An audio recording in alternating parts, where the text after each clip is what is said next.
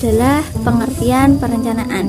Jadi, perencanaan adalah proses yang teratur untuk menentukan apa yang ingin dicapai oleh suatu organisasi dan bagaimana cara untuk mencapainya.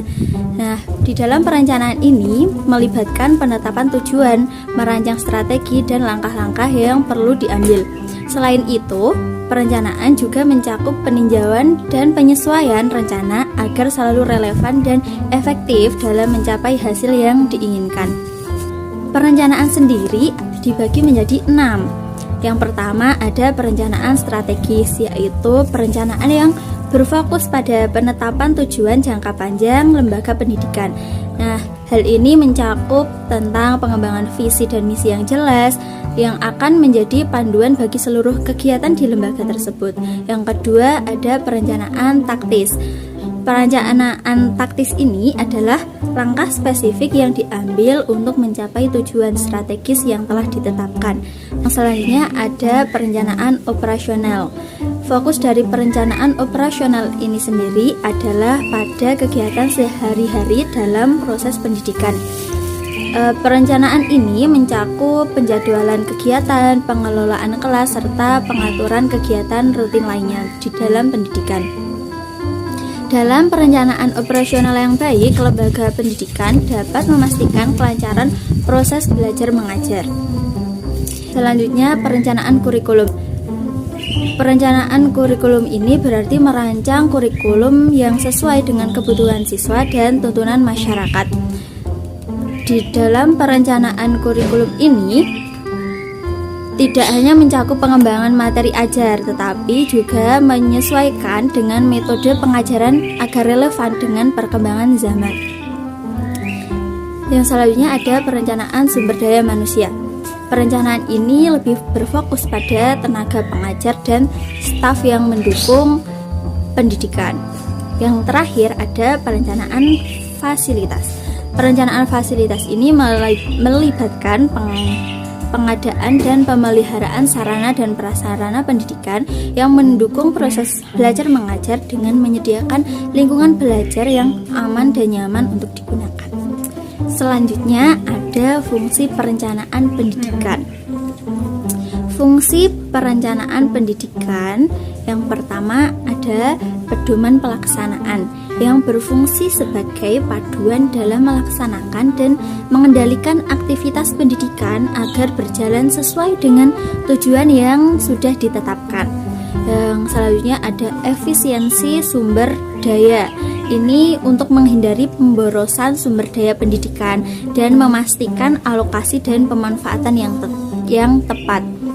Lalu ada pengembangan mutu dan pengendalian perubahan. Juga yang terakhir adalah koordinasi sosial yang menjadi penghubung antara aktivitas pendidikan dan kebutuhan sosial, budaya, serta pembangunan masyarakat yang lebih luas. Nah, untuk tujuan dari perencanaan sendiri secara keseluruhan, inti dari tujuan perencanaan pendidikan adalah untuk mewujudkan pendidikan yang berkualitas tinggi, yang terstruktur, efektif dan sesuai dengan kebutuhan peserta didik serta tujuan pembangunan nasional. Yang selanjutnya ada langkah-langkah perencanaan pendidikan. Yang pertama yang harus dilakukan adalah mengumpulkan dan mengolah data. Ini berarti mengidentifikasi jenis data yang diperlukan terkait dengan sistem pendidikan, sarana prasarana, dan kondisi demografi dan pasar kerja. Yang kedua, diagnosis dan analisis data. Diagnosis keadaan pendidikan dilakukan dengan menilai usaha dan hasil pendidikan sebelumnya menggunakan kriteria relevansi, efektivitas, dan efisiensi. Yang selanjutnya ada perumusan kebijakan, lalu perkiraan kebutuhan masa depan. Maksudnya adalah merencanakan pendidikan harus mampu seperti apa di masa mendatang, baik dari sisi infrastruktur, sumber daya manusia maupun keuangannya. Yang keempat ada perhitungan biaya, dan yang kelima ada penetapan sasaran. Penetapan sasaran ini harus dengan menentukan sasaran pendidikan untuk masa depan dan merencanakan alokasi dana untuk setiap tingkat pendidikan, karena di setiap tingkat pendidikan pasti pengeluaran dan pemasukan dananya itu berbeda. Lalu ada perumusan rencana. Ini berarti harus menyusun rencana yang berisi rancangan keputusan untuk mencapai tujuan pendidikan. Selanjutnya ada perumusan rencana. Perumusan rencana ini berisi rancangan keputusan untuk mencapai tujuan pendidikan dengan memperhatikan prioritas dan sumber daya yang ada. Lalu ada perian rencana. Ini berarti membagi rencana menjadi program dan proyek. Nah, secara keseluruhan inti dari pembahasan ini adalah mewujudkan perencanaan pendidikan yang komprehensif dan berkelanjutan sehingga pendidikan dapat berkembang sesuai dengan kebutuhan masa depan, mendukung kualitas, relevansi, dan keberlanjutan sistem pendidikan. Lalu ada 5W1H dalam perencanaan. Karena perencanaan yang baik harus dapat memberikan jawaban terhadap konsep pertanyaan yang dirumuskan dalam 6 pertanyaan, yaitu what, why, where, when, who, and how. Jadi, apa sih 5W1H itu? Yang pertama adalah what. Di sini menanyakan tentang tujuan rencana dan kegiatan yang akan dilaksanakan. Yang kedua ada why, menanyakan sebab-sebab jenis kegiatan itu yang harus dilakukan. Dan where di sini itu lebih ke menanyakan hal yang berhubungan dengan lokasi atau tempat rencana itu akan dilaksanakan, yang mencakup letak, tata ruang, tingkat pelaksanaan suatu rencana, dan yang lainnya. Lalu ada when di sini itu tentang hal yang berhubungan dengan waktu pelaksanaan rencana, yang mencakup prioritas, fase pencapaian, bahkan pencapaian jangka panjang dan tujuan dari rencana itu sendiri. Yang kelima ada who ini menanyakan orang yang akan bertanggung jawab, yang akan melaksanakan dan yang mengawasi. Dan yang terakhir who itu menanyakan cara melaksanakan kegiatan-kegiatan itu bagaimana. Seperti itu. Teknik perencanaan. Strategi adalah proses sistematik yang bertujuan untuk mengarahkan tindakan organisasi dalam mencapai tujuan jangka panjangnya. Beberapa teknik yang digunakan dalam perencanaan strategi antara lain SWOT analysis, digunakan untuk menganalisis kekuatan, kelemahan, peluang, dan ancaman yang dihadapi oleh organisasi. Yang kedua, threats analysis, alat yang membantu organisasi dalam menganalisis faktor-faktor eksternal seperti politik, ekonomi, sosial, dan teknologi yang bisa berdampak pada strategi organisasi. Yang ketiga, balance, teknik yang digunakan untuk mengevaluasi kinerja organisasi berdasarkan 4 perspektif utama, yaitu keuangan, pelanggan, proses bisnis, internal, dan pembelajaran dan pertumbuhan. Perencanaan proyek. Perencanaan proyek menekankan pada penggunaan alat dan teknik yang membantu manajer proyek dalam mengelola waktu, sumber daya, dan tugas-tugas penting agar proyek dapat diselesaikan sesuai dengan target dan anggaran. Yang pertama, Gantt chart merupakan alat visual yang menunjukkan jadwal proyek, menampilkan setiap tahap pekerjaan dan kapan pekerjaan tersebut harus diselesaikan. Yang kedua, program evaluation review teknik. Teknik digunakan untuk mengidentifikasi tugas-tugas kritis dalam sebuah proyek dan membantu manajer proyek dalam mengelola waktu secara lebih efisien. Yang ketiga, critical path method. Metode ini digunakan untuk menentukan jalur kritis dalam proyek, yaitu serangkaian tugas yang harus diselesaikan tepat waktu agar keseluruhan proyek dapat selesai sesuai jadwal. Dengan demikian, perencanaan proyek tidak hanya tentang menetapkan tujuan, tetapi juga tentang mengelola setiap detail pelaksanaan proyek agar berjalan sesuai dengan rencana. Bentuk perencanaan dalam lembaga pendidikan dapat dikategorikan menjadi beberapa jenis berdasarkan kebutuhan dan tujuan lembaga, baik dalam jangka pendek maupun jangka panjang. Yang pertama, strategi mengarahkan lembaga pendidikan pada tujuan jangka panjang, termasuk visi dan misi yang ingin dicapai. Berikutnya, operasional dan taktik berkaitan dengan pelaksanaan kegiatan sehari-hari dan langkah-langkah menengah untuk mencapai tujuan strategi. Berikutnya, program berfokus pada pengembangan kurikulum dan program pendidikan lainnya yang spesifik termasuk aspek non-akademik seperti ekstrakurikuler. Berikutnya, prasarana serta sumber daya manusia mengatur kebutuhan fisik lembaga serta pengembangan kurikulum tenaga pendidikan dan staf. Selanjutnya, jangka panjang, menengah, dan pendek mencakup rentang waktu yang berbeda, mulai dari DKT jangka panjang 3-5 tahun.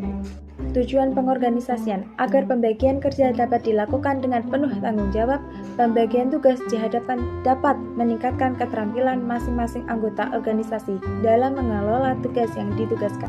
Yang pertama, membantu koordinasi, menetapkan unit kerja secara terkoordinasi sehingga tujuan organisasi dapat tercapai dengan mudah dan efektif. Yang kedua, memperlancar pengawasan dukungan dari pengawas dengan menunjuk anggota manajer yang kompeten di setiap unit organisasi. Yang ketiga, maksimalisasi manfaat spesialisasi dalam memaksimalkan organisasi dapat membantu seseorang menjadi lebih berpengalaman dalam profesi tertentu. Yang keempat, penghematan biaya. Penghematan dalam pembiayaan merupakan salah satu pertimbangan tentang peningkatan efisiensi. Oleh karena itu, para pelaku organisasi akan berhati-hati setiap kali mereka menambahkan unit kerja baru yang juga mencakup penambahan tenaga kerja yang membutuhkan jumlah tambahan upaya yang relevan besar. Yang kelima, meningkatkan kerukunan hubungan antara manusia. Setiap karyawan di antara unit-unit kerja dapat bekerja secara komplementer, mengurangi kebosanan, mempromosikan perasaan saling menderita, dan mengurangi pendekatan materialistik. Apa perbedaan organisasi bisnis, pemerintah, sosial, dan politik? Organisasi bisnis itu berfokus pada keuntungan ekonomi, contohnya perusahaan swasta seperti Unilever. Kalau organisasi pemerintah itu menyediakan layanan publik, contohnya dinas kesehatan yang memberikan layanan kesehatan kepada masyarakat. Organisasi sosial itu berorientasi pada kesejahteraan sosial, contohnya Palang Merah Indonesia, itu biasanya yang membantu dalam bencana. Yang nomor 4 ada organisasi politik, mempengaruhi kebijakan pemerintah, contohnya partai politik yang ada di Indonesia. Apa prinsip-prinsip perorganisasian? Yang pertama ada pembagian kerja. Pembagian kerja itu memastikan tugas dibagi secara efisien untuk menghindari tumpang tindih. Yang kedua ada wewenang dan tanggung jawab. Itu menetapkan hak dan kewajiban setiap anggota. Yang ketiga ada disiplin, memelihara ketertiban dan kepatuhan terhadap aturan. Yang nomor 4 ada kesatuan perintah. Kesatuan perintah itu setiap karyawan harus menerima perintah dari satu atasan. Yang kelima ada pemutusan dan delegasi kekuasaan, menentukan sejauh mana wewenang dipusatkan atau didelegasikan. Yang nomor 6 ada keadilan dan ketertiban, menciptakan lingkungan kerja yang adil dan teratur. Yang terakhir nomor 7 koordinasi dan inisiatif, itu mengintegrasikan tindakan untuk mencapai tujuan bersama. Langkah-langkah pengorganisasian. Yang pertama, perincian pekerjaan, mengidentifikasi dan mendefinisikan tugas-tugas yang perlu diselesaikan dalam organisasi. Yang nomor 2, pembagian beban kerja, mengalokasikan tugas kepada individu atau tim berdasarkan keahlian kapasitas. Yang nomor 3 ada penyatuan pekerjaan, mengelompokkan tugas-tugas yang serupa untuk efisiensi, menciptakan departemen atau unit kerja. Yang nomor 3 monitoring dan penyesuaian, memantau pelaksanaan tugas dan melakukan penyesuaian jika diperlukan untuk mencapai tujuan organisasi. Apa macam-macam bentuk organisasi dan kelebihan serta kekurangannya? Organisasi garis, kelebihannya yaitu komandonya langsung cepat mengambil keputusan, tetapi kekurangannya rawan otoriter. Yang kedua ada organisasi fungsional. Kelebihannya spesialisasi tinggi, kalau kekurangannya bisa membosankan bagi karyawan. Yang nomor 3 ada organisasi garis dan staf. Kelebihannya komandonya jelas, spesialisasi optimal, tetapi kekurangannya solidaritasnya rendah. Yang nomor 4 organisasi komite. Kelebihannya partisipasi merata, tetapi kekurangannya proses pengambilan keputusannya lambat. Itu saja dari saya. Mohon maaf bila ada kata yang salah. Terima kasih.